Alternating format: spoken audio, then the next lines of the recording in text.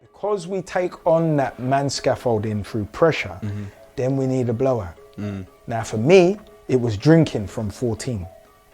For someone else, it might be the helium balloons. It might be coke. It might be weed. You see 14-year-olds, they're just smoking all day. And their brains are still growing. So what synaptics aren't getting connected as they're smoking weed? As a norm that we didn't start doing until 17, 18, and some people older than that. And some people so infrequently that it's gonna mess them up once a quarter. So we have to recognize where the ego is our downfall and let's circumvent it. But take the time for the inner introspection. And that's probably gonna come up quite a lot in what we're saying. Yeah, no, definitely. And that takes logic. And I think that's a part of parenthood that kids need. I think there's a part where when situations happen, there's obviously the mothers I think they're very good at a lot of the sides of it. Absolutely. But it is a side of it that in terms of logically understanding. How are you going to do that? Situations. You're going to say a mother's exactly the same as a father with minus logic and reason. You know. You're going to cause some trouble, you know. No. I'm just saying that they're more emotional. Females are more emotional.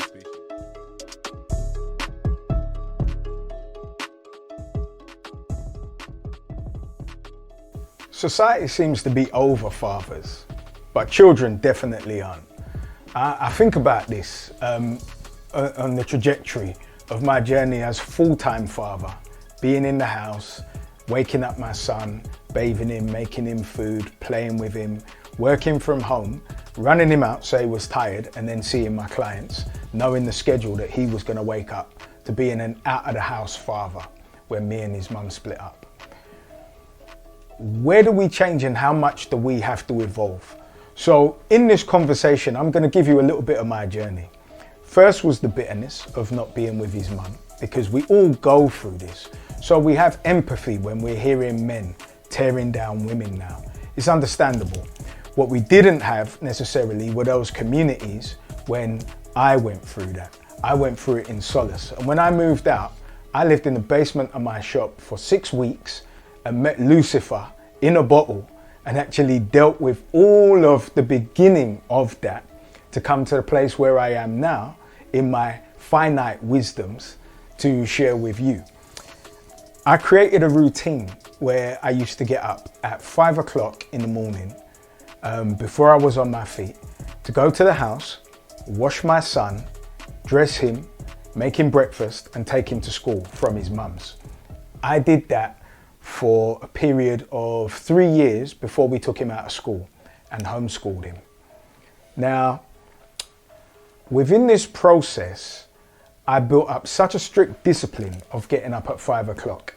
And then I'd spoil him every Wednesday. We had a day called Deanie and Daddy Day, where I'd overcompensate and spend over a $1 on whatever our date was. We've seen Thriller Live, Michael Jackson, 3 times. We'd go and see Walk with Dinosaurs, Batman Live, whatever the show was. We'd go to the cinema every week. There are certain films we've seen 3 times just because of that overcompensation.